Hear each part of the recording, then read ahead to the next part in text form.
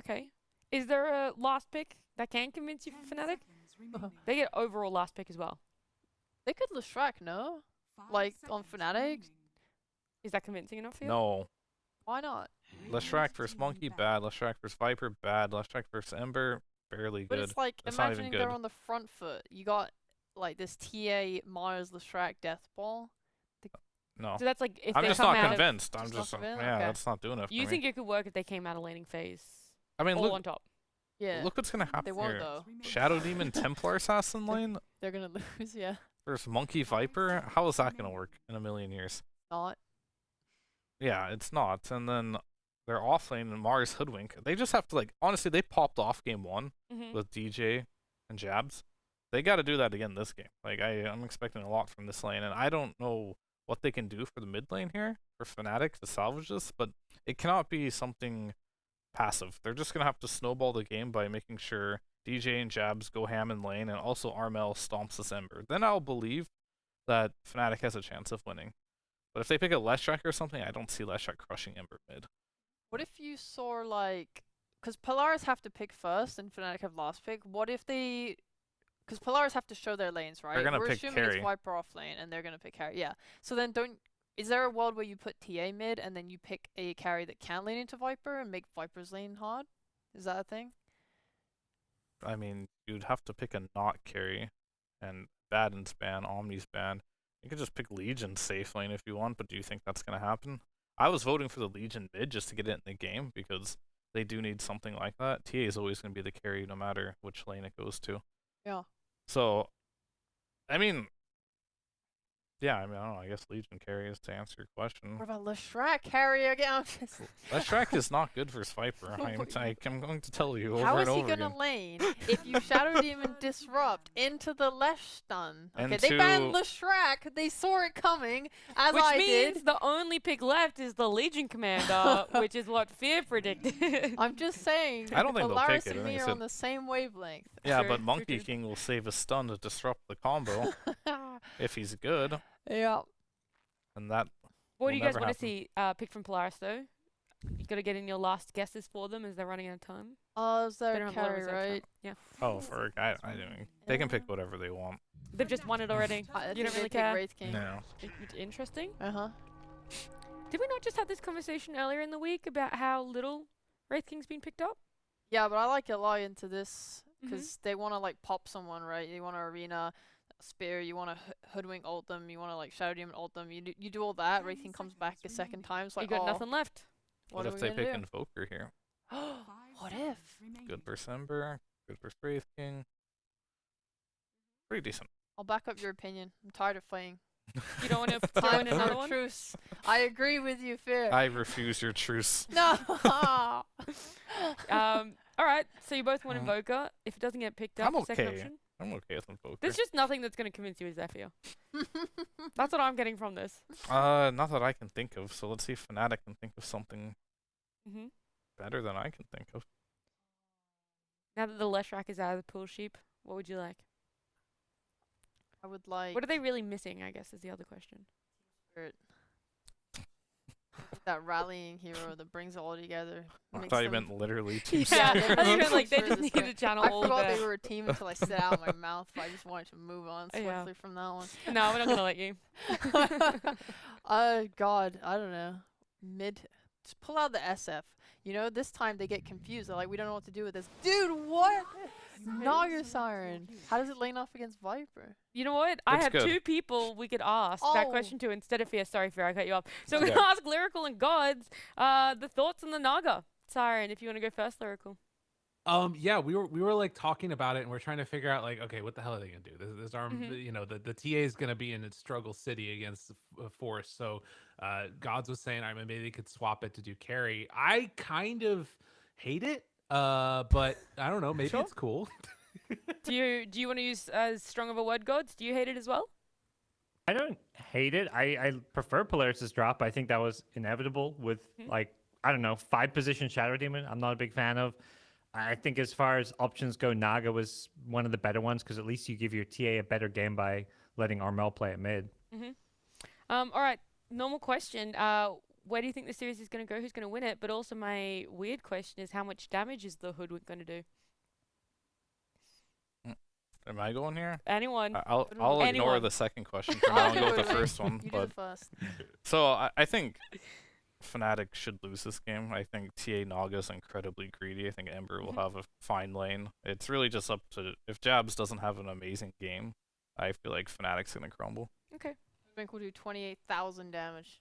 Perfect. We've answered it here on the couch. So, Gods and Lyrical, you guys can answer that in any which way you want as we go into game 3.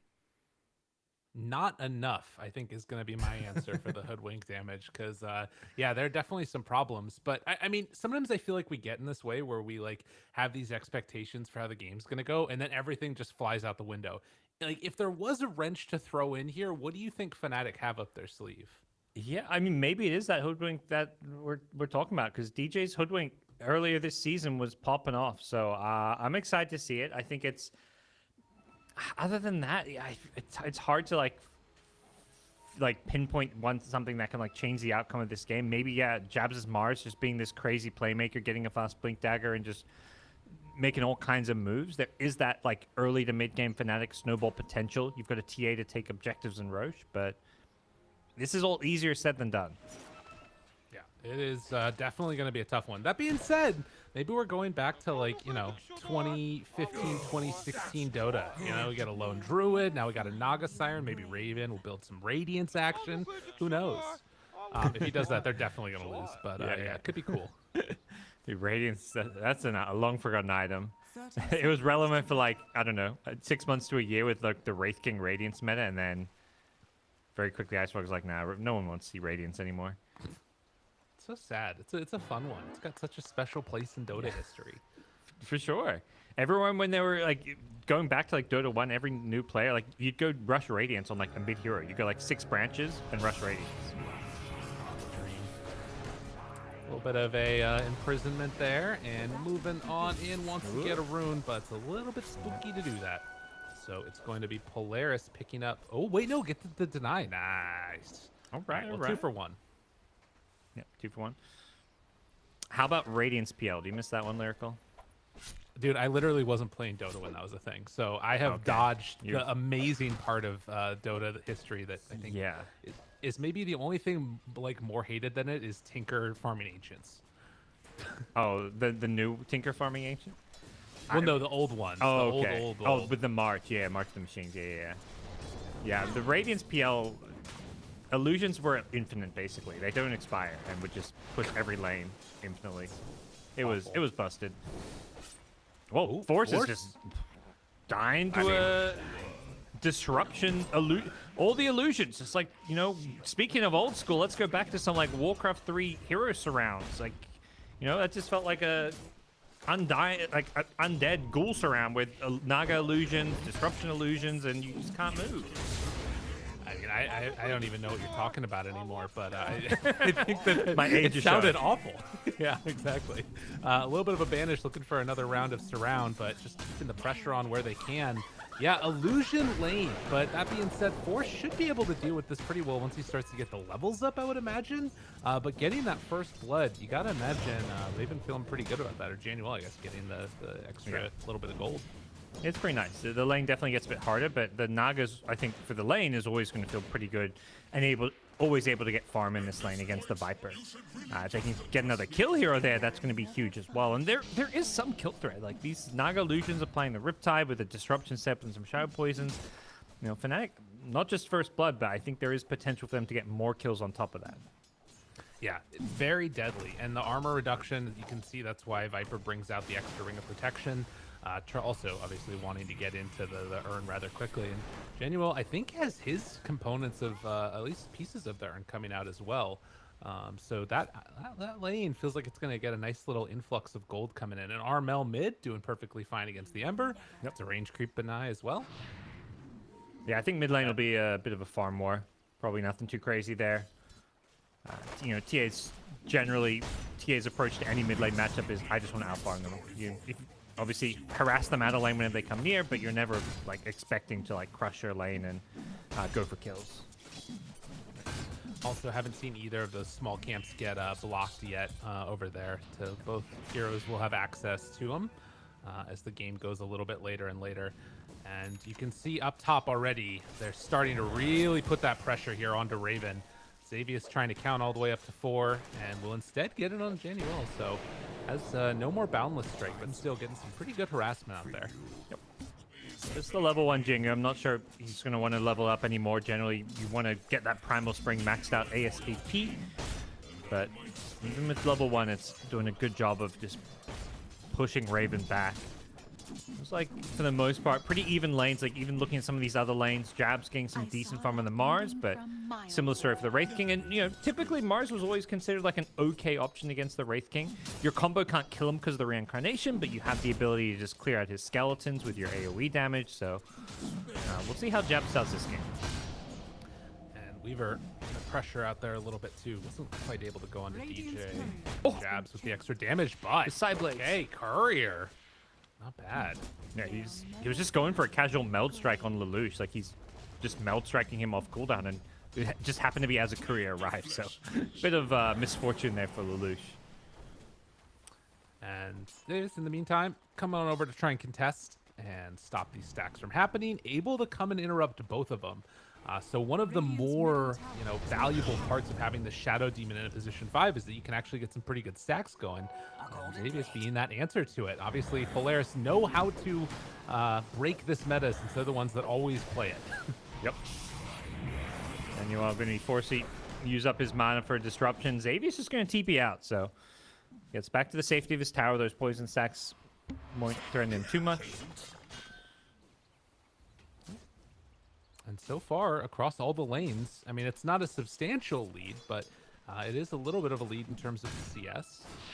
So things looking pretty good for Fnatic in that regard. Yeah, and I think that's what you'd kind of at least hope if you're Fnatic, because they are this more early mid-game team. But we'll see. They are on the greedier side, and they're going to lose their Shadow Demon top.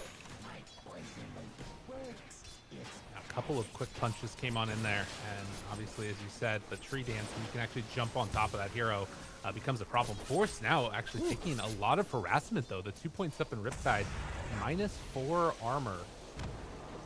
And, well, Raven is going to be pushed back finally. He's down bottom, more action coming in. See if they can get the kill, and they will, and that Subi goes down. He is not able to play clean up there.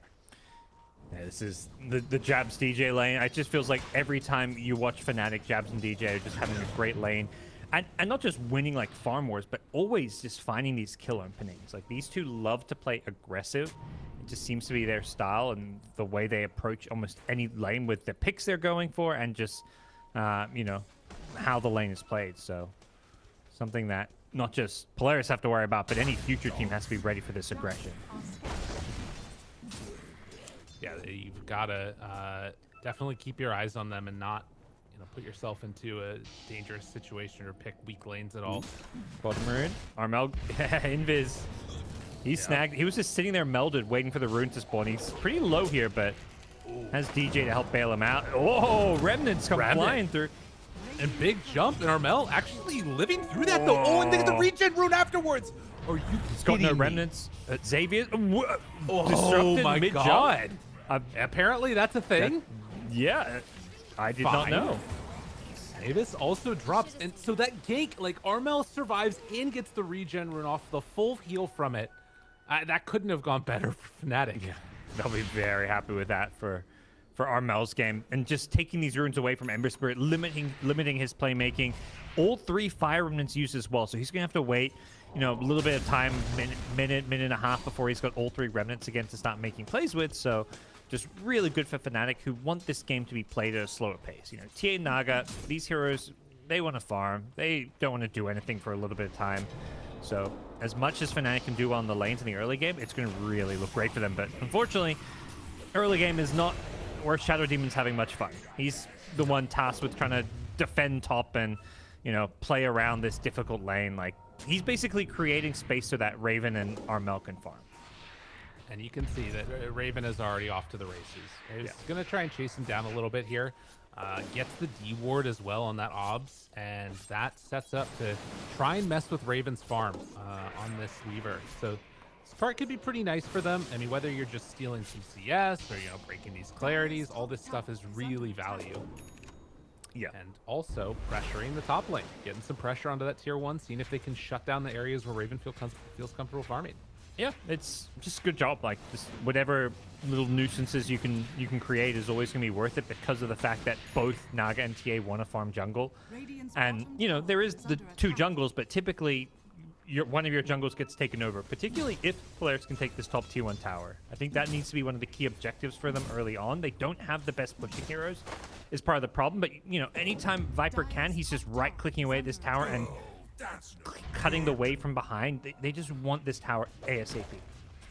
And you can see, like, it has to happen quickly, because every minute that's passing by, you look at this TA's net worth, it's really starting to explode. They did a good job of trying to shut down the stacks from coming in. They have a ward there up on the high ground as well that's scouting the movement. Maybe let's put that one down, but likewise, Fnatic have one over in the area as well. And Armel instead is like, all right, well, you take my jungle away, I'm going to start farming yours. And it's just, and it's something annoying where it's like you don't want to make those plays defensively onto like into your own jungle. Like Ember is this good rotating hero, but he won't have teammates. Nice. Okay. Gets on the upside of it, pops the ulti afterwards, trying to do what damage they can, and it will be enough to take down Davies, but it looks like jabs. Oh, could say no, Base actually does get out. Now trying to hex, pig pull out of there. Can he pig out in time? Oh, gets out of there as well, and a couple more punches is all they need to take down Jabs. One more sleight of fist. Will it be enough? Yes. Get the kill. Monkey barely living there. Somehow gets out. There's not enough damage from Fnatic's side. The fact he got out of the arena, even though his tree broke, so he got stunned. I think being outside the arena, taking away that little bit of bounce back damage just helped keep him alive. So Fnatic tried to make a play. They weren't going to defend the tower. They wanted those kills. But end of the day, I think still works out okay for them because, again, it's all about this space creation idea for TA Naga. So not the dream fight for them, but it's still an okay-ish position to be in. But the big thing for Polaris is now they've started to take these towers. They've taken the top tier 1 tower. They're going to want to basically try and maintain control of this top jungle, and when possible, try and pressure this mid tower. And Armel is stacking up, and now is going to get the bugs on him. Ember moves on in. They see there are a lot of ancient stacks. They know if they leave these alone for a second or two, Armel will clear through them. And not able to actually shut down this TA's farm. So it's just a free path for Armel. Yep. They see this, but yeah, Armel hasn't quite caught on to the Observer one on the high ground, but it looks like they're not going to contest this farm and instead use this time to push out this mid lane. They've got the siege wagon, so this is, you know, a good time to pressure these towers and just, you know, say if these heroes are going to farm, we're going to pressure towers. And mid tier 1 would be a huge pickup for Polaris. Yeah, Force makes the move. Everybody on the map except for Natsumi has shown up to this fight. And in the meantime, they will pop the glyph. We'll try and tank through this, keep the catapult alive. Armel is in the area with the Dragon Lance. They're bringing in more heroes. Now, they do catch on to Xavius. And no save here means that he is likely going to drop. But afterwards, oh, they find Armel. Save afterwards. Well, trying to keep him alive, but still broken right on top. A couple more hits. Ooh, dodge out. The tower is dead, though. I think that they got what they came for. If they lose one, though, that would be really rough. And so the Ember backs out. And did I just see that right? Wreaking as a Midas. Okay. Yeah. What? Let's go back. Midas Radiance, are we back? Is against Naga? I don't know. I'm curious to see what the build is. The Armlet Deso definitely doesn't feel amazing against the Naga Siren, but I guess the Midas is let's figure out later what I'm going to get. And I think expecting a slower game where, you know, the enemy have TA Naga, they want to farm. Well, you know, you're Natsumi, you're thinking there's no way I get punished for going Midas. Dude, look at Polaris. I mean, they are shutting down everywhere where one of these heroes wants to be. And, I mean, if there is one other nice thing for Natsumi, it's that he's going to get to the items more quickly as Armel goes on in. They find one kill on Mavis, but afterwards, Xavius is there. Find one, get the second. Armel going to drop. Yep. This high ground Observer Ward, it's just gone, despite Dire having that sentry ward, it's gone underwater. Jab's going to show up, and Arena doesn't catch the Ember in place. No. And, I mean, even if you lose here on the Monkey King, I think you're okay with that. Not realizing the Ember just, had the Remnant out, so Lelouch will be A-okay, and he's now hit. He's level 10 on this Ember, so max out Flame Guard, Sleight of Fist. He's doing a lot of damage. And that's Armel's first death on TA. He's top of the net worth, so pretty big kill to be getting in. TA is such a snowball-dependent hero at times. This game, I feel like, in some ways, no different, because you're just not going to get as much farm on the map with a Naga on your team. You need to make this early game count. Particularly when you've lost your 2 towers by 12 minutes, right? Like, Yeah. there is so few. Like, every time Raven comes on out here to try and push into his own jungle, he's getting ran into just by Force, who's there already. And now, over to the side, tries to get the kill, but can't quite connect for the finish. Ember gets out again and pops the regen. So everywhere they look, Fnatic having trouble finding clear paths to farm, and you can see that in the meantime, Wraith King Natsumi just perfectly comfortable, hitting away creeps, and he is going for the Radiance. All right. All right, let's do it. It's back. He's being rotated towards, though, but Fnatic, they're not looking to commit too much. And again, it's these ancient areas where Armel's just trying to farm. He doesn't have that much room on the map, and he's being pressured a lot. Right onto him. They just popped the song on the other side. Boundless Strike, looking for more. Lelouch, couple more hits. Armel backs away, wants to jump in, jumps to the high ground, actually, and now hitting him from on high. Do they have enough to find the kill? It looks like they will. Lelouch jumps through, finds that finish. TA going to die. 4 stacks right now on the Ember, but I don't think that it will be enough, and they take the bottom tier 1 too. Yeah, they are getting rolled over. Yeah, that's big for Natsumi. It's only a 1k gold lead, but it just feels like Armel's being forced into fighting as a TA. Like, this is just a, Dragonlance Blink Dagger TA. The reason TA goes for these items is because she's basically recognizing there's this Naga on my team. I'm not the carry this game. TA, even as a mid laner, is often still like your win condition. This game, it's just not the hero Fnatic can play around. So they're trying to use this TA as this fighting mid laner. She's got BKB queued up, so BKB Blink, no Deso, just all in on these early game survivability items. The audience out there, I can't tell you enough how much Armel wishes he was a Kunkka, or just literally anything else. It is not a fun game for him right now, even though he's still top of the net worth. The position he's in is definitely not comfy. And down bottom, Lelouch already finishing off this Maelstrom. And they're bringing everybody down bottom. Fnatic feel like they have to open up somewhere on the map. And they got the initiation.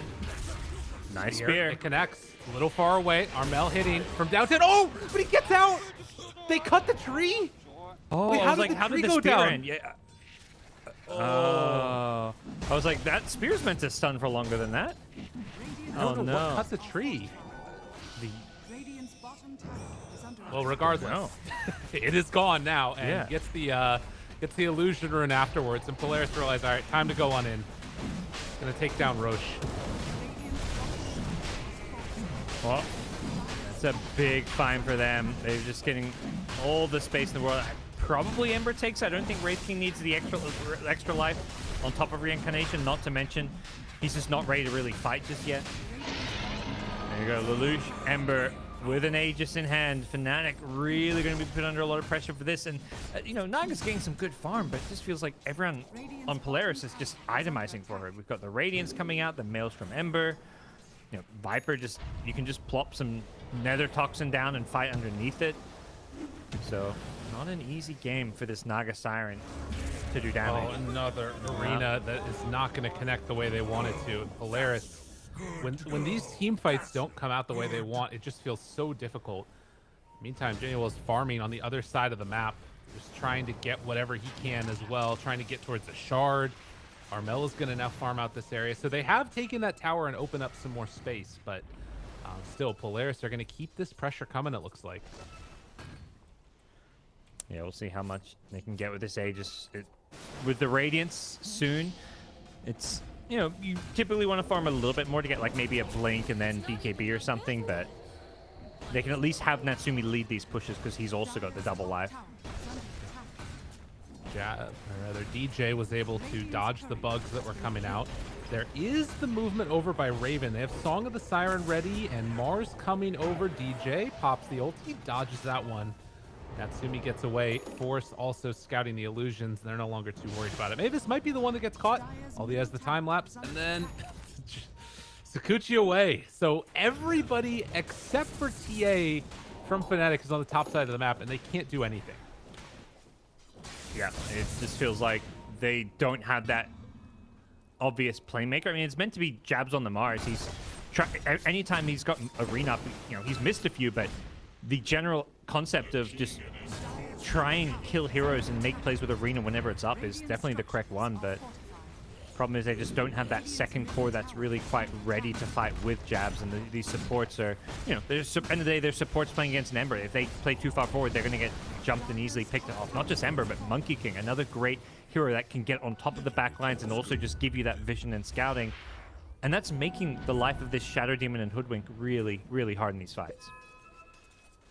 A tough situation right now for Fnatic to be in. And again, it's worth reiterating. Like Polaris, they were down and out. It was looking like they were going to get 2-0'd, and they were able to pull it back together. And now going into this game 3, it feels like they've come up with the perfect answers. And 18 minutes in, it's only 1,000 gold lead. Like, it's something that we definitely need to keep our eyes on. But the way that you fight just feels so difficult right now for Fnatic. Can they find something here, though? Oh, not if Shadow Demon gets jumped. Pretty well. All right, you will get the banishment. So they have Radiance now as well. No, it's just you turned it off. That's the classic. That. They patched that one the last patch, I think. Are you sure? You can't do it anymore. I'm pretty sure. I clicked the illusion. It said it was deactivated though. Maybe he deactivated it before. Okay, that could be it. Yeah. If you do it beforehand, but I almost 100% that I read that on patch. Got it. Or I'm wrong, and you all can check W and me in chat right now. That's fine. Yeah, too. reading patch notes. Come on, that's for nerds. Lyrical. Come on, who does that? No, I have no idea, so I will definitely defer to you. But yeah, I clicked one of the illusions and it said it was deactivated. That's all. But okay, if you can get Radiance illusions, that's a huge boost to Fnatic's team fight. Well, and the other thing too is like if I mean, it's so clear what it is that their like pathway is to doing it. Like if he's hitting towers, you can just like turn it off and punch the buildings, right? Yeah, why not? Or you can just kill him with, your Monkey King, because that's also a possibility. Well, oh my God! Wait, pop in the Mars Arena, trying to keep him alive. Oh, the Maelstrom mischief! What? Oh, they get the Weaver kill, but Mavis ends up dying to a Maelstrom. Oh, sorry, Janual dies to a Maelstrom proc after surviving the Sleight of Fist. That was painful. Oh man. 2,000 gold lead. Armel is still getting farmed. He disassembles the Dragonlance, gets the BKB completed. Fnatic, they're trying to wait until their timing comes up. I mean, you've got Diffusal Blade now on Naga Siren, and Wraith King, no shard yet. When you talk about timings and stuff, I feel like if anything, this should be a timing for Fnatic. They've, Naga, Mantle Diffusal. Like, your Naga gets scarier and stronger with the Scotty, with every item. Like, Naga is this late game scaling carry, but as far as the rest of the team goes, like your TA is like, I rush to BKB. You don't rush BKB to try and farm and slow the game down. You're thinking we got to take a fight and do something now. So I gotta imagine, Fnatic, they're smoking up. They're not looking to sit back when they go for this BKB rush. And the timing right as the Aegis expires. Yeah. So they're gonna have an opening here. Jump for did still have 15 seconds until the arena. The spear is there afterwards. Natsumi tries to back away, turns now off to the side. Remnant's in. He does so much damage. Lelouch BKB wearing off soon. Will he be able to get out of this one? Another Sleight of Fist dodge. And the stun is there. They have the spear, but the rest of the team showing up afterwards. They find the kill on Lelouch. So 1 for 1 so far. Natsumi still chasing and killing off heroes one by one. But it was 2 supports for the mid. I think you'll take that if you're Fnatic. Yeah. They got to take what they can get. The Ember, again, getting out of the Acorn shop to get off his BKB, but does still end up dying. And I think for Fnatic, you're just trying to make sure that in any of these fights you are getting that trade. It still kind of remains to be seen whether or not they've got the ability to answer and address this Wraith King. Feels like a really good frontline carry to have, because you're just not getting bursted and blown up by a Mars or a TA initiation. So tricky times as Wraith King, goes back for the halberd. So you're against TA Naga. Evasion's great. TA doesn't like dealing with the disarm, so really nice pickup. He's got a lot of evasion now. 21% with the Radiance and the Heaven's Halberd, and then also, you know, it's just going to be that much more difficult for them to deal with it. So 3,000 gold lead, 9-9 is the kill score, and Fnatic can see playing very much together now. It's going to mean less farm, but at least hopefully for them, they won't be getting picked off anymore. Well, we'll see if they try and make the next big smoke move, or if they settle into this, let's just farm for late game with Naga. Last game, they ended up in this position where, you know, they were all in on this early to mid game. And this time around, I think with the Naga pick, it was like, it's almost like this was their reaction to what happened in game 2, where it's like, let's just try and pick the better late game. Like, can they beat a Naga late game? Like, their AoE wave clear is pretty lacking on the Polaris side. Like, the Maelstrom Sleight of Fist is okay, but at some point, Naga is going to get so tanky that you just can't easily clear out her illusions. Right. And you do have like some other answers that are coming out eventually. The Monkey King going for this Gleipnir. I mean, the Viper kind of, but not really. Yeah, it does. I mean, again, it gets it back to the old push Dota days. Yep. But of course, there's a lot of room in between before that moment comes around where fights can happen. It can become really big. Jabs. Oh, just barely. Xavius gets out of there. Oh, another arena down. Xavius is playing this game so well in this Monkey. Just always scanning game vision. He's died 3 times, like, you know, 2 and 3. Not the best score. He's not making any flashy plays, but it's just stuff like that where he's in the right place, pops the smoke, gets away. Even if he dies there, it's still like he's doing the right job. Similarly, Jabs is just like, well, smoke pop, there's a Monkey here. We either get nothing or I arena and hopefully get a Monkey kill, even though it's not the biggest find. So can't really blame Jabs for going for it. And I think that those are the types of plays where, like, yeah, you just have to go all in and find what you can get. Is there another sort of move that we see? I guess Polaris are smoked up now, and they're going to try and find a pick off. 1.5 minutes until Roche. Ooh. Okay. One of the downsides of their drafts, though, is that kind of lack of initiation. But now with this blink on Wraith King, I think they feel like they've got a much better way to start a fight. The Boundless Strike has a clear follow-up. If the Monkey scouts people out, he can Boundless into Wraith King Blink Stun, or Wraith King just goes in with a Blink Stun. And, you know, often the problem with your carry blinking in is you're in a dangerous position, but with a Wraith King, just not an issue. Yeah. It is definitely the big benefit there. And, I mean, I guess the only thing that I'm still, like, a little bit worried about, like you're talking about, is that that Diffusal Blade with Naga. So... yeah. Raven now, with that done, and Iascati need to see that shard come out for Wraith King. Yeah, I'm surprised, yeah, because that diffuse has been up for a while. It just seems like Wraith King just doesn't expect Naga to ever, you know, show up and do Naga things, but at some point, maybe hoping for the free shot from Roche. That could be it. Right. Oh, yeah, that's a good call. Why spend money on a good thing? Yeah. You know, let us support that. Typical carry player mentality. I'm the carry. That's an extra 1,400 net worth for free. Yeah, sign me up. I mean, you mentioned this though. The illusions are becoming a problem. Like, they're losing this bottom tier 2 tower. They have to force to use the glyph now. In 20 seconds until Roche is back up. Players don't want to bring multiple heroes down bottom here. Just not a part of the map that feels good to be playing in, and Fnatic will just keep using those illusions to push stuff out. They've got this TA BKB Deso up now, so Armel has hit that TA power spike a bit later than you'd like. They're jumping with the Ember, though. Oh, right on the ward. They spot him immediately. Self-disruption to stay alive. It's not going to happen. Great ward. Yeah, these supports just absolutely get obliterated anytime Ember gets on top of them, and that's with an Arcane Rune, so they want more. Oh, Jabs has the BKB. Wants to run away. I mean, that's a spear just to get out of here. And I don't know if it's going to happen. Ooh, a little bit of a lag spike. I saw that one as well. Okay. So both teams realizing it. But I mean, how long does he have left on BKB? Not that long. I think he might just die. He doesn't have TP, so he can't BKB TP unless he gets the blink off. They just need to do some damage, and do they dive the tower? He pops the arena, even another arena, just to survive. And that will set up for Roche. Yep. I think if you're Polaris, you're... Okay, Monkey's actually going down bottom. They see Naga in the trees. What's Xavius think? Okay, yeah, I was about to say, he's going to ignore the Naga. I think Roshan is... you're not killing this Naga without 2, maybe 3 heroes. And Roshan is just such a big pickup at this stage of the game. Yeah. So they see this now and gonna get together. No arena for 60 seconds, but they do have Song of the Siren. I mean, this is the classic. This is the ultimate classic play. If they get caught by this, oh my God, they're gonna go for it. He pops it. No, he's taking over the outpost instead. They've got the Shadow Demon though. Over to the side. Natsumi almost got him. Is that enough? Natsumi TP now. He's up there in the high ground.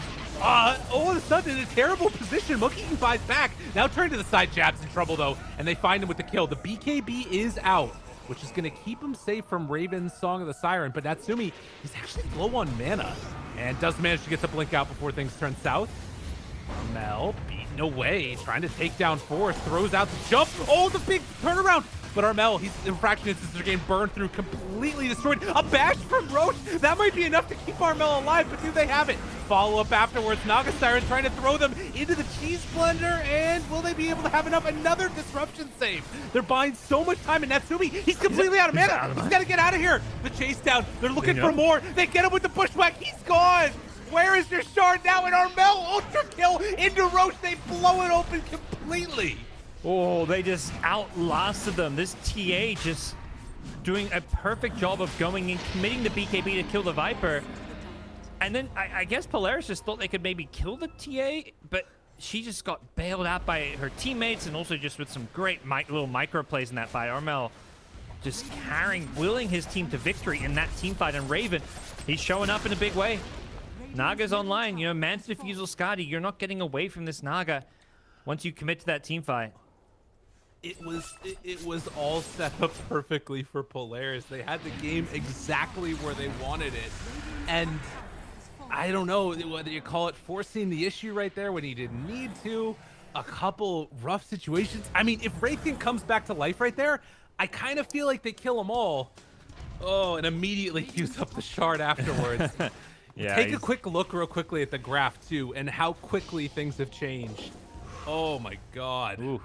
Just a drop off a cliff for Polaris, who are going to be shaking their head at that one. Yeah, the shard just means Wraithen can just not worry about his position as much. Like he kind of overcommits there, but even before that, he's very hesitant about really like charging in and going up that ramp because he knows, hey, I can't run in and get all my mana pool burned against Naga or I'm going to die. So the shard's just going to make his life so much better. We'll have to see.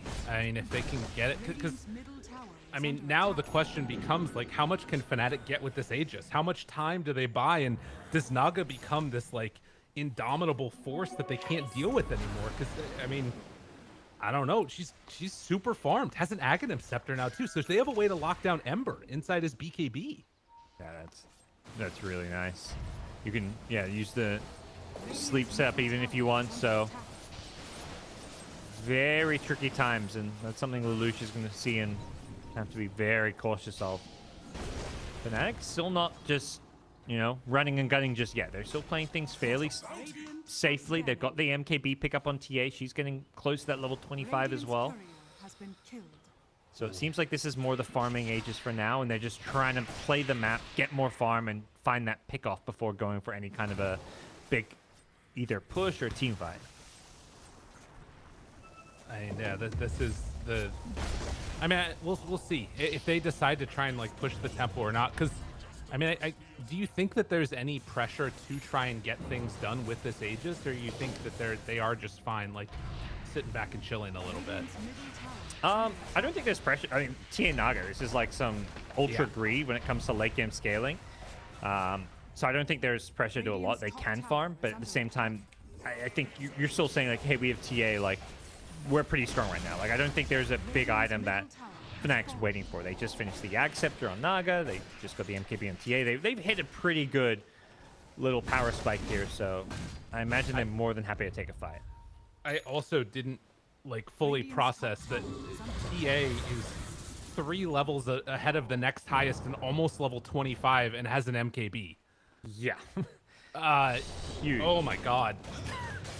That level 25 is almost up, and it looks like now all tier 2 towers gone, and Fnatic saying that they at least want to test this top lane.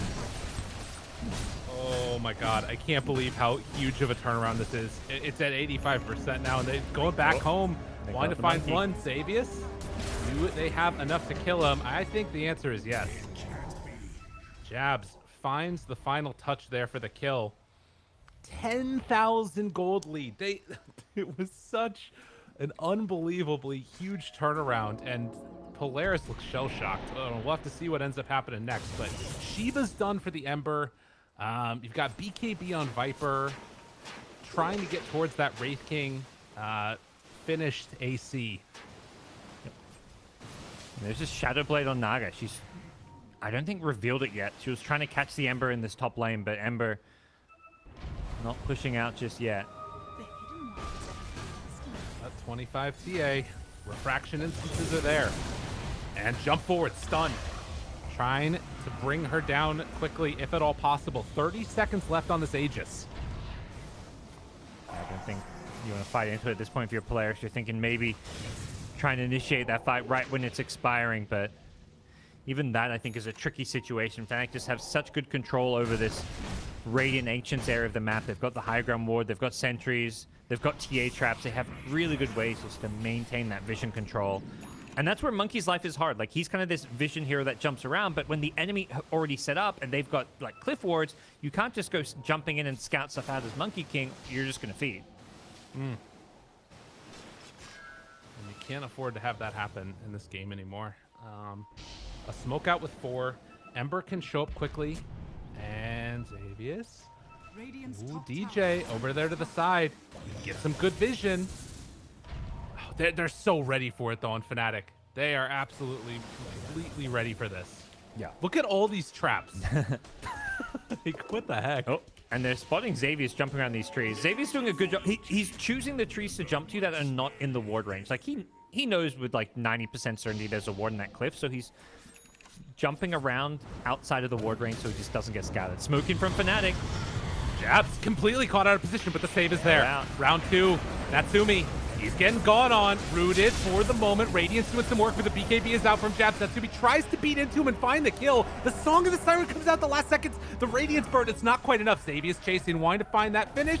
The chase down is there, and Jabs going to die. Can they get any more? Force walks up the hill. Armel is off to the sides along with DJ. They might just blow them all up. Pops the ulti to get to the low ground. Turns. Natsumi almost walked in to that. Oh, wait, they found him. Raven. Stunned. Beaten down. Boundless Strike. Trying to kill him off. Raven in trouble. Raven dead.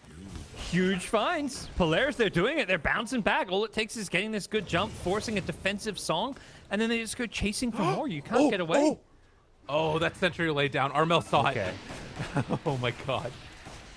I mean, he just lost his entire team and is still hanging out around here. Yeah. I think feeling like he maybe needs to cut some waves and feeling like maybe their high ground gets threatened if Polaris is able to push things out. And it does look a little like that's what they're trying to do. There's no Roshan for 1 to 4 minutes. And Polaris would love to force out any buybacks that they maybe could, or just put some pressure on the map. I just don't think there's enough time. It seems like they're going to be more focused on playing these lanes. And Armel down bottom. He's going to go for a TP. Yeah, he's ready. He did not BKB. Oh, Armel, the greedy one. He gets caught. Gonna just pop the BKB now and try and turn, fight, and kill everybody. And he might just do it. Armel is very strong, but I don't think he's quite strong enough. As eventually they take down the TA. Xavius giving him the tip. That is... I don't know what's happening in this game. It feels like neither team's lead is safe.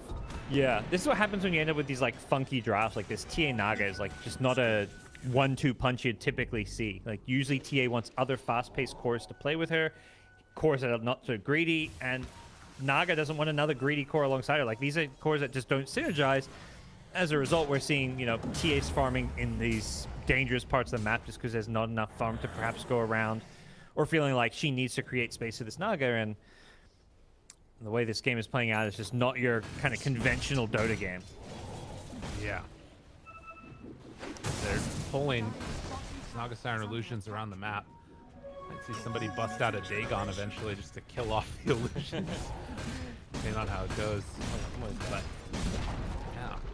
Well, it looks like Polaris, they're done messing around. They're ready to go for another round of this one.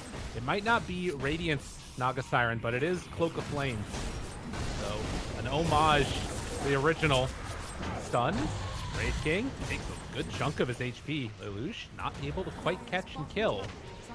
And there is the blink out afterwards from Natsumi. Won't get caught unawares. He also has 25, now takes the -2 second Mortal Strike cooldown. More damage for him. Just doing what he can. Yeah, curious to see how these next couple of fights are going to go. It really seems like Fnatic need to find a way to get this Ember. He's got a Shiva's Guard now, so even tankier with this 15 bonus armor, but the Aghanim's Naga net seems to be what at least Fnatic's idea is for dealing with this Ember. But so far we just haven't really seen it in action. I mean, it's not an easy thing either to catch. Like, he's got 5 remnants now. He's going for the refresher next. Like, it still could be a little bit difficult.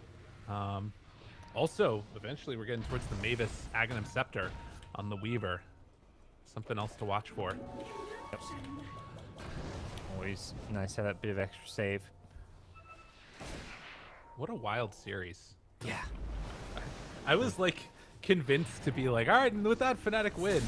I never quite know what's going to happen in these games. Oh, yeah, especially that game, too, with how much of a role they got off to. This one, it was like, okay, even-ish or even Polaris favored in lanes, then Fnatic in the mid-game, and now it's swinging back the other way. Fnatic still have a gold lead, but as far as the current game state, it doesn't really feel like they're in control by any large amount, if at all. Roche would definitely give them another big opening here, and they've got, this time, Jab's Arena ×2. He's got the refresher ready. Look at all of these traps in the pit. Remnants through, spots him out, backs out afterwards. The bug is on Roche. They know he's right there. Natsumi jumps in, wants to find the kill. Meanwhile, the stun comes out, Remnant through, and oh, he's caught! They got him with the net! He didn't pop BKB. Wait, are they not going to go for him? Oh my god, that was horrible. And now round 2 of this, Leslie, he does get caught by the net. Do they have enough to finish him off in the end? Remnant is there.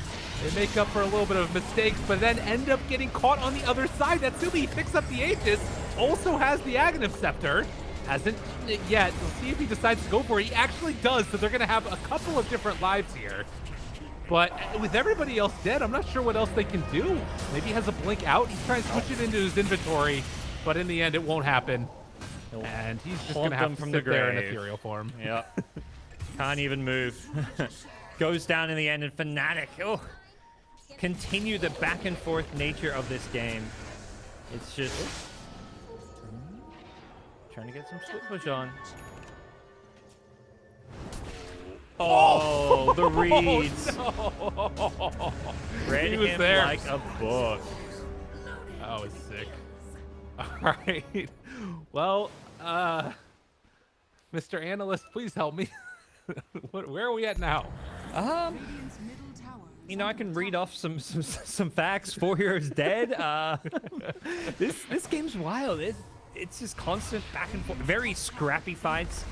I think the key thing, as we've seen a few times, is this Naga itemization and build. Like, she's just going for this like hunting build. And now with Disruption Illusions, they're going to break this high ground, and it doesn't look like Polaris want to buy back. No buyback on Wraith King. This could be multiple lanes of racks. And we could be in a similar position to last game, where Polaris are going to be really on the back foot down, 2 lanes and having to defend against super creeps in several places. And they get a third. I mean, still 30 seconds with no Wraith King. Oh god, he's so close to buyback too, but not quite there. And now popping the Wukong's command to clear through the illusions and keep this tower alive. Afterwards, dropping the Gleipnir. Davis is doing a ton on this Monkey King. Yep. But is it going to be enough? I'm not so sure. It'll have to be enough for now. This demonic cleanse on Shadow Demon looking pretty nice as well. Just putting on the TA as she was like pushing high ground.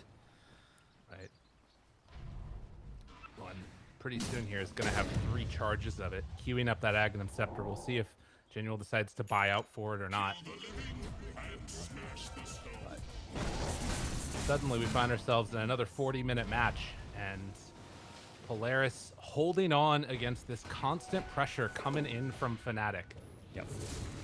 Do we get Now we go in the full distance again. Will we reach that 60 minutes? Because Polaris, you know, they'll defend high ground to the bitter end, as we've seen. Even in that game 1 where they're getting rolled over, they were not GGing out until the very, very bitter end. And this one, well, this one's still close. Like 2 lanes of Rex definitely puts Fnatic in a very solid position here, but Cheese is on Ember and Fnatic is smoking up, looking for that jump. Spear not going to connect onto Natsumi. Jabs was looking to maybe try and take down that first Wraith King live. DJ now finishing off a full E-Blade with the Aghanims. I feel like our damage numbers are going to be a little bit low considering the way that this game is going. Yeah. I believe it was someone said this Hoodwink's going to go like 8-2 or something, or like 10-2. Maybe it was Sheepo, or was it you? No, I can't remember. Not me. I said it was not going to be enough. I was very wrong. Yeah. Well, DJ Hoodwink, you shouldn't doubt it, but perhaps he's accepted his fate. Yeah, he's dead. Part of me's still thinking like, this is DJ. Is this guy gonna find a way out? No. Right. But that's 80 seconds without Hoodwink. I don't think Fnatic going to take a full 5v5, but with all the split push, they're isolating these heroes. Natsumi caught. Do they have round 2? Oh, they don't hit on the spear. Doesn't have a BKB though. Natsumi's still living through this, but they're trying to find the backline. Januel in trouble, but Natsumi, he's the one that goes down, but the Wraith form of him might be able to do enough. No. And Jabs. Oh, they walked away. Raven, how could you? Didn't decide to TP out, and so because of that, Jabs dies. Well, okay. Polaris, they're holding their own still, fighting outside their base. They just don't want to have to deal with, you know, potentially fighting inside their base and having a TA just ignore the fight and BKB down some racks for mega creeps. There's not quite the same threat of split push in Rakdoda as last game too. Well, yeah, I guess. So how would you feel like this compares to last game? Because it felt like at any moment the game could just end and Fnatic would win before. This time it feels like more annoying, but maybe like less threatening. I don't know. What do you think? Yeah, I think this time around Fnatic actually have wasted team fight, which is whereas last game got to a point where this lone druid was just couldn't team fight at all, and that's why he resorted to the split push. This time around, no, Fnatic aren't actively sending Naga illusions down bottom or having the real Naga down bottom. They're kind of just saying we can win a 5v5. Let's just play together, and that's how we're gonna win this game. They're looking for these pickoffs. Yeah, hunting with that silver edge can be very difficult to deal with. Yeah, they've got this great catch. I think for Fnatic, you're trying to just maintain this map control. At this point, you want to push out lanes and try deward enemy sentries, get your own vision up, really set up for that next Roshan that's going to be in the next 5 minutes or so. Right now, Wraith King doing some inventory management, was disassembling his Heaven's Halberd, has a BKB queued up, but not really sure what he's going to do as far as slots are concerned. And well, he just sold out. I think that was the Mule. No, it wasn't the Mjolnir. I'm not sure what that was. He's got no boots. Yeah. I assume it was his boots. He had them at some point this game. Yeah. Not the easiest game to be bootsless, but I guess he just figures he's being kited anyways. Boots or no boots, he's getting caught in an snare that he can't deal with. The TA is kiting him, so he's just going to be blinking in, get on somebody, and if that somebody doesn't die, he may struggle to find that new target. That's fair enough. Illusions are running into him too, so he is beating these ones down. And in the meantime, you can see Fnatic waiting for that next Rosh. Yep. Still a minute and a bit away before it's capable of respawning. And both of these cores are just so incredibly farmed. And I mean, it's not like Ember isn't, but Lush definitely behind. He has the money for the fresher now. I'm not sure if he wants to buy it or prioritize buyback. We'll get an idea of that maybe soon, or at least it seems like the idea right now is to save for buyback. Oh, another arena catches Monkey King. That's really big for them, but will it be enough? Silence afterwards, the spear catching onto both of them. Now the net, the root is there. Natsumi still trying to beat into these illusions. On the other side, though, doing some pretty good damage. They force out the Shadow Demon ulti. Does have Aghanim Scepter, so now this is a bit of a problem. Has to pop the cheese afterwards. Lush backs away. In the meantime, they got to deal with the creeps that are back in the base. Yep. It's like they get their fun, they get to fight for a little bit, have their recess, and then it's back to doing homework in classes, pushing out lanes. No rest for Polaris here, and this is what happens when you're down 4 racks and you've got no tier 3 tower protecting your bottom racks. You can only make those moves out on the map for a small period of time, and then suddenly you've got to, address the lane equilibrium. But the problem's going to come with Roshan respawning 2.5 minutes, so it's a long respawn. I mean, I guess that's good for Polaris. It's like the state of this game isn't going to change. So whether it was short or long, I don't think it, either way, Polaris is, if anything, long is kind of bad because Polaris is going to feel forced to like make a smoke move to contest Roshan before it even respawns. Do you think that this Aghanim Scepter on Weaver changes the dynamic at all? Like, are there any other items that might be coming out that can mix things up for either team, really? It has the potential to, just like for that insta save dispel. Like if somebody gets speared into an arena, you can maybe save them, but it's just been nerfed so much in the cast range. It feels really hard to use. That's why he's got this blink dagger queued up. But we'll see. It has, I mean, I'll just leave that. It has the potential to, but I think it's it's still unlikely. Wait, they found him. Armel, stunned. Oh, disruptions there, though, afterwards. Now looking for more. Get the blink out. Seeing if they can find anybody. And Broken Lelouch gets away. They go in for more now, and they find the route onto Raven. Silence, second round, refresher route. Can they kill him? Raven trying to escape, but they got detection. They got him caught, and he's going to drop. Dead does have buyback, but look, back at the base, tier 4 towers under siege. They got a huge creep wave to deal with. DJ snipes Mavis and actually cancels his TP now, so they're looking for a hunt in spite of Naga being dead. Yeah, well, they're going to find, Force. He gets out. Oh, my goodness. They find the Radiant Ward on the cliff there. They would have loved to have found a Viper there, but Fnatic seeing there's still some fight left in Polaris. Again, that's where the timing of this long Roshan can kind of suck for Polaris. It's like they go out, they get a nice play, they kill the Naga Siren. That's like, the big enemy carry, but then there's no Roshan to fall back on. They do get some vision up, but now there's enough time for Fnatic to regain control of this part of the map. They can take out those wards, set their own up, but with Naga still dead, they don't feel confident that they can stick around. The Ember is such a big threat at this stage of the game. Taking down the vision. They get the D wards. They've killed all of the traps that were over there. And now the Roche about to respawn. So can this end up working for them? Zavis, does he stick around? Doesn't look like it. Natsumi pushing out this wave to the side. They've got skeletons pressuring out down bottom. They should see this right when it comes back up. Jab. The rune? Okay. I was like, Lelouch went in for the rune. He didn't have his bottle out, and then Jabs ends up getting it. He's just going to... Whoa. And they got him again. Zavis. Wait, where's the Weaver? Zavis in trouble. He dies. Yeah. They go down. And will be alive for a couple more seconds. But look at the hoodwink. Oh my god, they destroyed him. Viper got absolutely obliterated. Natsumi lives second round. Armel now trying to walk away. Raven is there as well. Got to be very careful about his positioning. The net goes out. He's to dodge it, but won't be able to. Natsumi wants to keep him alive. Ember, rooted, broken, living, backs away. But another goes for him. They have to get all their damage out right now. But he's being caught. Sleep, Song of the Siren. Armel stunned for a while, but will they be able to find any follow-up? There's light mirrors there. They buy back on the Ember, wanting to run in, looking for more, but they can't find it. Meanwhile, a huge creep wave top and Roche still on the menu. Yeah, so even though Ember bought back, he still didn't have any fire remnants. He only just got one back. His refresher was still down for 5 more seconds, so just didn't have that chasing catch potential. And that team fight maybe goes very differently if Lelouch has that refresher up, but with all these buybacks made, it looks like they're going to get Roche and Fnatic. They're coming to contest this. Can they get here in time? It looks like they'll be too late, but they may get some good kills. Afterwards, they do have refresher shard. They got everything. Can they take them down? Meanwhile, the base. They got to be careful about that one as well. The arena is down, but will it be enough? Second round, looking for Armel, trying to get him. They have to keep their eyes on the throne. But Raven, who's he want to go for? Does he want to go for buildings or go for the fight? Armel jumps away.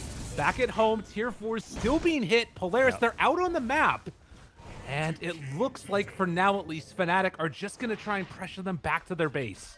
Yeah, the good news is they had 2 fully healthy tier 4 towers, so they get down to like half health on one, bit of damage on the other. But if Fnatic had like any illusions pushing out those lanes, those tier 4 towers maybe just drop there, but obviously you want those illusions in a team fight. And what a crazy, crazy fight. Great use of all those buybacks for Polaris. They secured themselves Aegis. They get Refresher Shard as well, which is going to be really nice for this Ember, who's also got the Refresher Orb. Just having this constant Spirit chase damage being dished out with the Spell Prism as well. This game just on an edge. Well, and the other thing is you've now got an Aghanim Scepter on Monkey King with a level 25. So Xavius hits incredibly hard. Still, I don't know. It feels so difficult to try and hold on here. As Polaris, you've got 2 racks left.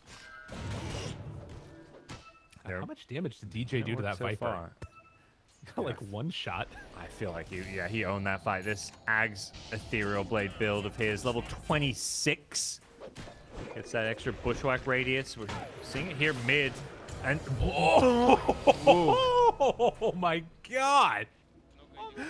What in the heck is that? He blinked in, almost killing him with the E-Blade. Yeah, that's late game hoodwink. You know, he heard us talking. You know, he's trying to buff up those damage stats. I think he is going to be surpassing even our high expectations from, I think it was Fear or Sheep who said it'd do 20k damage. That one was Sheep, yeah. Okay. Well, TA level 30, so getting all the talents. This is, you know, it's scary hours here for both these two teams. Do or die situation, game 3. And this game could have serious implications as to which team gets a slot at the major. I mean, this is definitely the one that, you know, both of these teams are in contention. If Polaris win, it also makes the situation really interesting for all the rest of the teams. I mean, SMG, Boom, you know, they had the match that they lost earlier this season as well. Like, there's so much that could potentially swap around in the last couple of weeks, and could all start here. If Polaris can finish this one off, obviously Fnatic would love to be able to continue this undefeated streak, and it would put them in great position to not have to worry about those tiebreaker scenarios. Yeah, this to me feels like a series where if Polaris lose this, I don't think they go to the major. Like, yeah, they can still finish 4-3, but at that point, going to the major comes down to the other teams losing games. Like, your fate is not in your hands. You want to go 5-2 to put yourself in like a tiebreaker, or maybe even just in the major. So this is, particularly for Polaris, must win. For Fnatic, you know, be their first loss, it'd still be able to go 6-1, 5-2, but your opponents are much tougher. And here we go. At the Remnant go out, the spear. They find him right at the start, but Natsumi is there as well. I don't know if that was a bait or what, but it ended up working pretty well for them. Now round 2 of this. Arena potentially going down. Xavius is dead, no buyback. 2 minutes, they have to find something here, or just try and get out afterwards. Natsumi, rooted, caught, down, half HP, bushwhack for the save is there, and now they got him thought. Armel's in a ton of trouble. Save. Disruption, round 2. Do they have anything afterwards? Trying to kill him off, trying to get away. Meanwhile, DJ's off to the side, waiting for these BKBs to go down. He can blow them all up if they get the perfect opportunity. BKB down low, Januel. Can they kill him off? They will. No more Shadow Demon. Great Raven, sleep. Song, and walk away. Yeah, they do lose the Shadow Demon on the escape, but I think with the way the fight was kind of headed, the BKBs all being down, it was definitely the right call. They just didn't have this Ember was about to just destroy everyone, with Aegis still up for another 30 seconds, a refresher, all the fire remnants. Their initial start to the fight was solid, but then yeah, these late game BKBs only last 6 seconds, so you kind of got to have a quick, I mean, they're just looking for this very quick get in, get a kill, get out, and then reset, wait for BKBs to come back up. Parker, I'm going to be real with you. In this patch, I have only seen 1 game of tier 5 items in pro games, and it was last game, and we're about to see it again, I feel like. Yeah. This took me back to SEA-TI qualifiers. That was the craziest tournament, I think, like, in my life. There was, like, I think, like, 6 or 7 games which went tier 5 items. Dota. It's too good. Yeah. It's games like these where you just end up in these, like, really stressful stalemates between these teams. They're all so evenly matched. It's very competitive. And there's just so much on the line here. Because of how competitive the region is, if you want to get to TI through the DPC, like through points and not have to play qualifiers, you got to get some wins. Did you get a? Is your Dota just completely broken? Yeah. I was waiting to hear your voice. I was like, did I just lose internet? Because I think everybody did. We'll see in just a second. Hopefully, this is able to be reset. Yeah. Fingers crossed for this one. Oh, here we go. Let me just turn my lights back on. Whoa. Sorry about that, everybody. You went from Like I hide out in here when it's afterwards, so I can stay all cool. It's very disco-like. Okay, we're back. All right, we can reconnect. First Oh. thought is like just scared. Like, oh my gosh, what if you can't reconnect? So everybody disconnected, and the game continued. Oh. And it looks like nobody's in vision though, so we can hop back into this game while they get things sorted out and figure everything out. But yeah, I think that this happens every now and then where the game will just DC and then the game continues and it doesn't pause for some reason. Thankfully, it didn't happen in the midst of a fight. Yeah, and then like heroes just auto attack each other, and yeah, that would be unfortunate. But I think Fnatic wins if that happens. I'm pretty sure.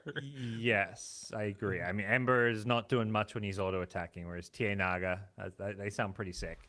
But yeah, we'll have a little pause and a reset. The teams are all getting back in. It looks like everyone's back in, but they're just like trying to, recompose. Like, everyone just DC'd, and your entire like brain just like froze, and you're just trying to figure out what the hell's going on again. So pauses can definitely in late game affect the flow of things.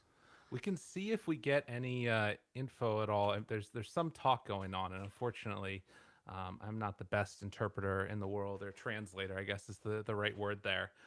But Xavier said no thanks, so I'm not sure what that means. Armo was proposing something. I'm not sure exactly what. Everybody meet mid, yeah? Yeah. We'll sort it out there. Yeah. Man, what a freaking game. So again, 57 minutes in. It feels like almost everything that happened earlier kind of doesn't matter in a way. Like the current state, is there a team that you're at all favored, or is it just like completely down to initiations and the way these fights break out? I'm gonna defer to Gaben on that one. Apparently it's Fnatic, 80-20 on the win probability. I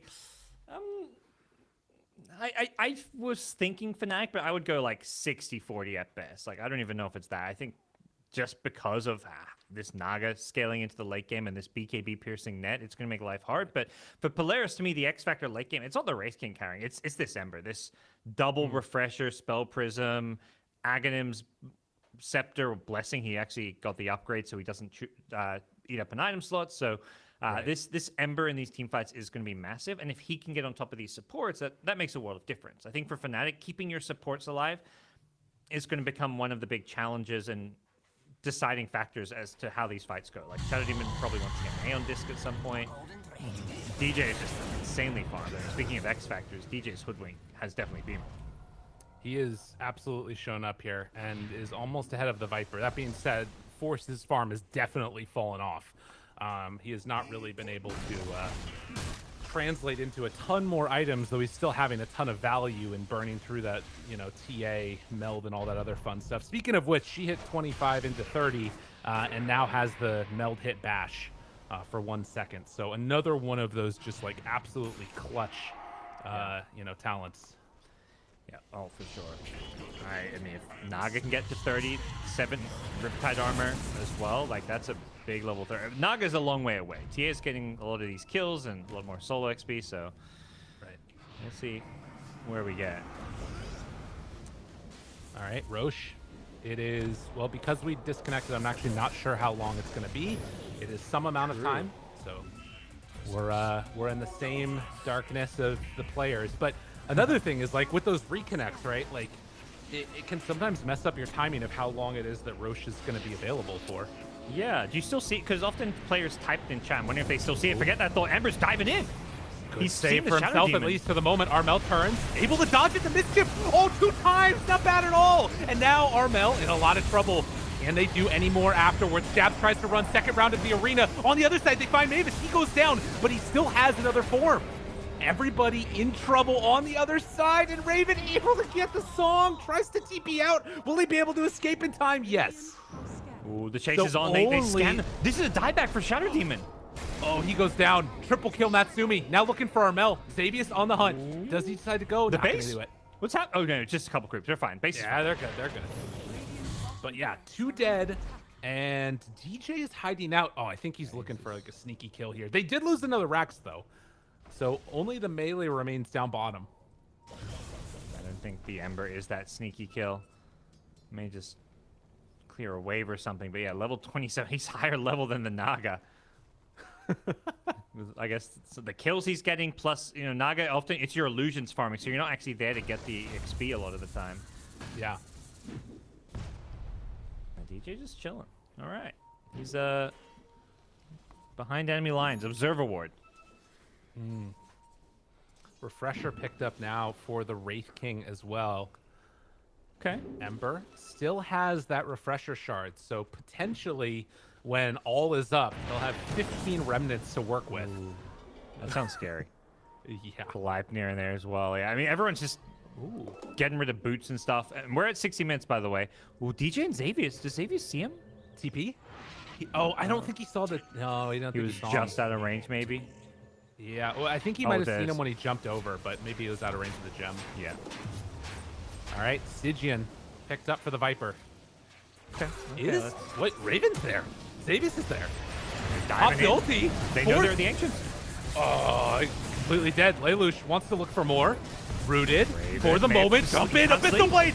Done. In trouble. Not enough for the save. DJ can't get there. They have buyback on the Naga, but DJ, he's in trouble. Tries to go for the bushwhack play to get out of there, but it's not going to be enough. And now Armel on the other side finds Xavius. He is going to drop.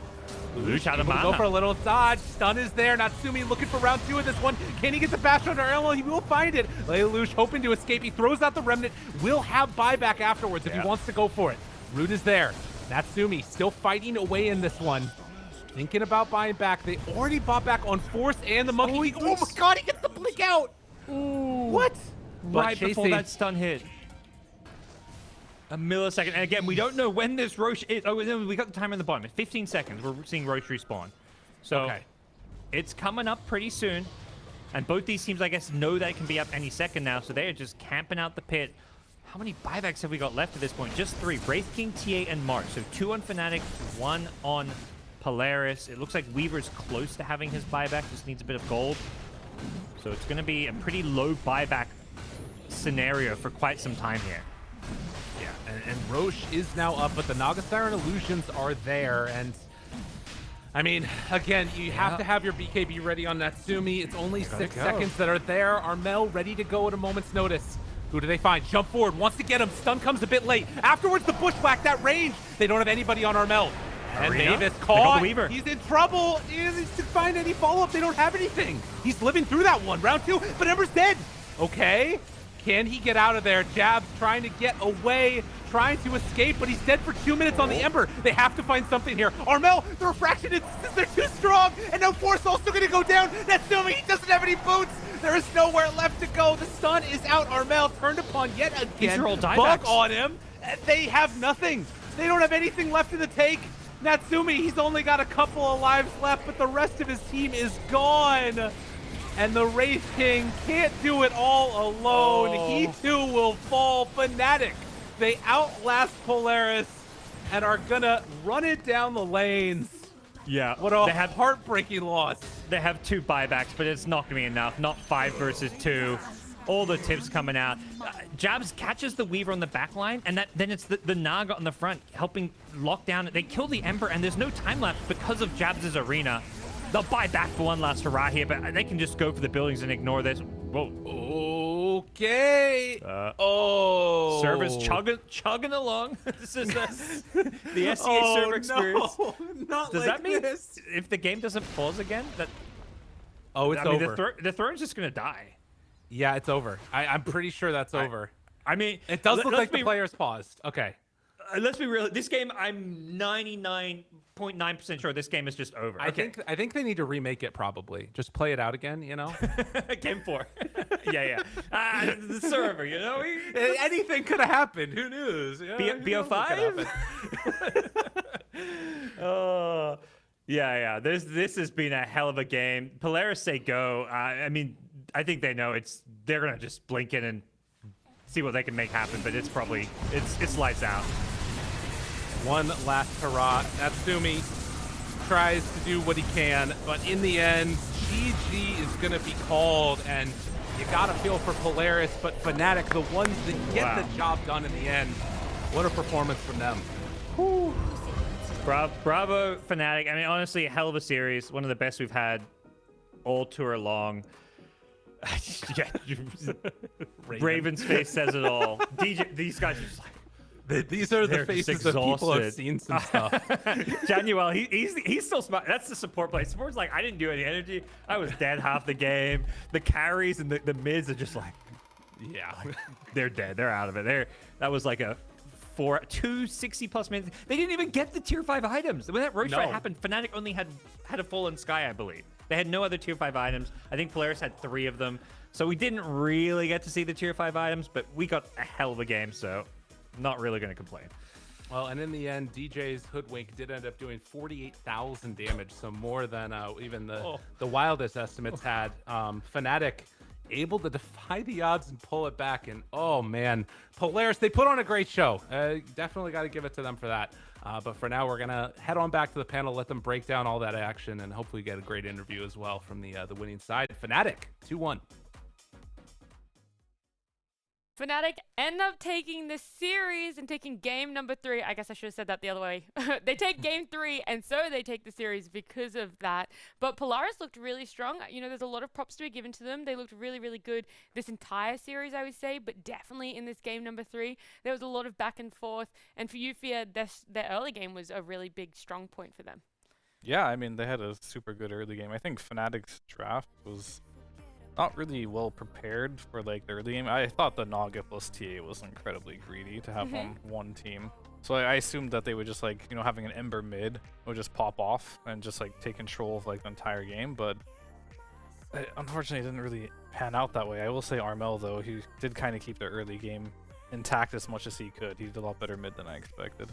Yeah, did you end up liking that Naga pick at the end of this? Do you think it was something that sort of saved their draft? I don't think Naga had much impact on this game, to be honest with you. Like, you're kind of like waiting for like, you know, Naga's the carry, he's gonna come online and carry the game, but it was like Armel the whole way. Like, the Ags was nice. She actually played more of like a supportive role on Naga. She definitely had some impact for sure, but I think it didn't own the lane hard enough to justify the pick. I think Fnatic just outplayed Polaris for the most part. Yeah. Well, I guess even though the Naga didn't really have a lot of impact, I know for you, Sheep, those Roche fights were kind of where the game, I'm not gonna say won or lost, but definitely had the biggest impact. Oh no, they definitely won or lost. You do want to describe it as win or losing? Yeah. Like, oh my god, dude, I swear to god, I was losing my mind over Armel on that first big Roche fight where the whole game just turned around. Like, he blinked in aggressively onto Force to kill him, and I'm just like sitting there with fear. I'm like, ain't no way that was a good idea. Like, he uses his BKB to like kind of escape, like get out. Shadow Demon disrupts him. I'm like, okay, he's fine. He's gonna blink away. No, he blinks back in. He is such a Chad. Like, what an actual Chad. Like, his decision making there, like that is the extreme high level that like makes you a pro player. Like, other players might like just try and escape or just change their decisions a little bit, but like everything he did there just won his team the game. And the second Roche, okay, this was not like an Armel Chad mode. This was like Ember diving and getting like netted, because Naga, you know, to her credit, she itemized really well. She bought Ags, which allowed her to pierce BKB with her net, and his team did not back him up. Like, I know Fear was saying, like, where is his team? They were finishing Roshan, and it was such a bad decision. Your Ember dies. They then, like, Fnatic then come and sweep the pit. They kill the Wraith King twice. Like, the Aegis is just gone. It was just, like, a total waste. Like, really poor decision-making there from Polaris, in my opinion, which was, you know, rough one, sad. Yeah, look, so those things were, I guess, what you didn't like about Polaris, but what do you want to point out as a highlight or a takeaway for them to kind of still be able to hold their heads high? To hold their heads high. Yeah, you're like, sure, you didn't win this series, but hey, you guys did this really well. It's a rough one, honestly, because like for the whole series or this game? Both. I mean, for the series, I think game 2, the game they did win, they had a lot of resilience in that game and held on and was able to bring back a game where they were super far behind. So to their credit, the late game potential there was good, and they played the map really well. But as far as the other 2 games, like, the first game was just a stomp. Let's be real. Fnatic just stomped them. Yeah. And then the third game, specifically, is like, it was in their hands. It was like the reverse. Like I think a lot of teams like they can come back when the other team throws in your base, but being able to like keep a lead is like what they should really try and work on and focus on. What do you think they could have done to keep that lead? Oh, I mean just the Roche fights. I mean, she said it the best. Like these Roche fights are like so game changing for them. Like Ember decides to go in, so they had a miscommunication there pretty much. It's like either Ember was like, I'm gonna go in and I'm gonna make space, you do Roche and get out, or he says he's going in and the team just didn't back him up and they're doing two different things, and at the end both things were a disaster. So just need to communicate a bit better. That's fair. It could have been some like change up in itemization on Ember at some point, because it felt like he really struggled to deal with the route for a long time. I don't know if like other people just weren't like able to keep like lotuses on him and stuff, but it felt like a lot of fights he kind of got tied down. The fights where he was able to just like play around like freely on Ember were insane. Like with the Ags Refresher, he was doing like so much damage. Although we did criticize him a little bit for his mana management. So it felt like he was using like all his remnants like individually or something, and was really kind of struggling to like some fights he wouldn't even get to use his Refresher because he'd run out of mana. Okay. And for Fnatic, they did win, but I still like to point it out, areas of improvement for them that you would like to see from this. I feel like you want to say drafting. I feel like that's what Fia wants to say. I mean, definitely drafting. I think they're drafting in game 2. Like, I feel like Fnatic in this series, like if they were on their A game in their drafts, this would have been probably a clean 2-0. Yeah, okay. But like because their drafting was a little sketchy, I saw game 1, I was like, wow, these teams look on a different universe, honestly. The Fnatic looks so much better after game 1. But going into game 2, like they also look so much better. Then they did a small throw, right? We kind of questioned the Tusk a little bit, but the draft itself wasn't like, I don't know, I feel like Tusk's decision making was a bigger problem than the draft. In that particular game, they kind of like threw a bit that game. And then game 3, I really just didn't like their draft like at all. It seemed super greedy, and I feel like they were just a better team today, like overall. I do want to ask more questions about the game 3 draft from you, because I know you didn't All like right, the hood. So I want you. I just thought I don't like Hoodwink. It's just. He's such a hater. No, I can't stand it. So the Hoodwink's laning stage is super strong. I like the laning stage. Just the mid late game of that hero, it's always like underwhelming, and I don't feel like they had the proper stun setup for the Hoodwink. That was like what I didn't like. As far as what she's talking about is, I just like watching. It's satisfying to kill Hoodwink. I like watching that hero die. He's a freak. It's very satisfying. She's always just in the trees and being annoying and throwing bushwhacks. It's very satisfying to kill that. Dude, he plays so good on Hoodwink that game. Like especially when they were like defending their mid tower rounds. Like he's so good at just like poking and getting these kills and then kind of getting out again and like just being such an annoyance. It's why he hates it. I respect it. I think it's great to watch, and I love watching pros that are good at Hoodwink. Like he only died 4 times that game on Hoodwink. Compare that to other past Hoodwink performances where they're just getting like constantly like sniped by void spirits and stuff. Like I think that was a great performance. And I feel like the other hero in the draft as well that you didn't really like was the Shadow Demon. You can say I'm wrong, but I feel like you were a little. So I like those heroes individually. I just didn't feel like they built a composition to like complement them, right? So like they didn't really have the setup stun for the Shadow Demon. At the end of the day, like he made some unique plays this game to like the Roche one where they made Armel look really good by saving. So he was just using defensive disruptions the whole time, and they're pretty effective, especially with the TA, because you have the refraction after. She saved her life probably like 4 to 5 times that game at least. So it did have a lot of impact, but I feel like the plays that were available for the Shadow Demon were like incredibly limited just based on the draft. And I guess my last question as well is, what should teams be aware of when they come up against Fnatic for those teams who still are to come up against them? I think the biggest strength by far is their DJ and Jabs lane. Okay. I think that's like the biggest threat. I feel like Polaris had better lanes in some of the games, but just like they got on paper the hero on matchups? paper, but like they just got outplayed in that lane. Like the safe lane for Polaris compared to like the off lane is just so much stronger for Fnatic. Awesome. Well, we do have our winners interview ready with DJ, so we can ask him a few more questions. DJ, congratulations on the win. How are you guys feeling after that series, after you lost game 2? I feel like we were not ourselves today, or at least the game 2, and sometimes in game 3. And we were not really satisfied with the win, but it's still all good because we're still 4-0. Yeah. And we're contented. Awesome. How do you like keep it together after an hour-long game like that? Because you did 2 back-to-backs. I'm assuming it's hard to stay like mentally resilient for that long. It's really hard for me because right now my teeth hurts because I just went to the dentist. Oh my Oh But no. it's so unfortunate. But I don't know. I just try to concentrate, drink lots of water, have some snacks. Yeah, and that went well. Another question I had to ask was about Hoodwink. What do you rate guys rate Hoodwink as like one of the best fours? Is it like a preference for your team, or do you do you rate her like just like S tier 4 position? Like, how do you feel about her as a hero? I feel like it's more like my kind of preference because I really like Hoodwink. I play that hero a lot, and I feel like it's a top tier support. Deals a lot of damage. Yeah.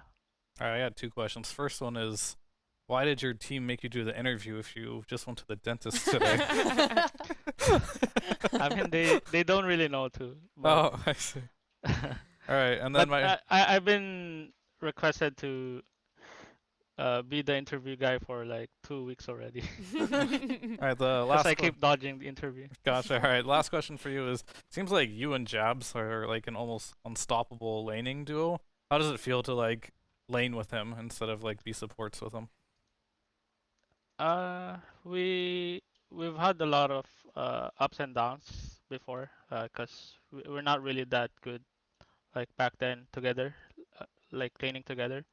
But we just like practice a lot and talk about laning like a lot of times, and like eventually we just got better. Awesome. Well, DJ, I'm glad we could finally get you for an interview. Hopefully the teeth feel better soon. Thank you so much and congratulations. Thank you. Bye. See ya. I've got the wave as well. God, you guys wave so late. Oh, I'm so I sorry. forgot to. Sometimes I forget. Ridiculous. Yeah. The amount of lack of manners. Well, look, it's late in the night already, and it's only been our first Division 1 series. We will be back after this break with Boom up against Execration.